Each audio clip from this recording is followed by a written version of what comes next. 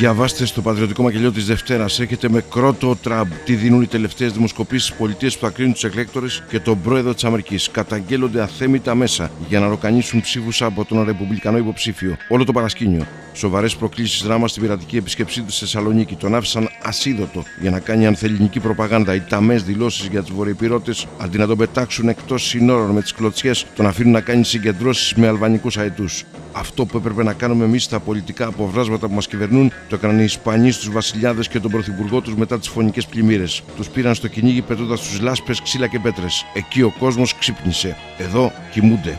Αρχίτας, στον αέρα το πρώτο ελληνικό στρατιωτικό ντρόγον. Το απόρριτο κατασκευάζεται από την ελληνική αμυντική βιομηχανία. Τα χαρακτηριστικά του και ειδικές αποστολές. Στο μακελιό της Δευτέρας, γιατί η αλήθεια είναι η αλήθεια του λαού.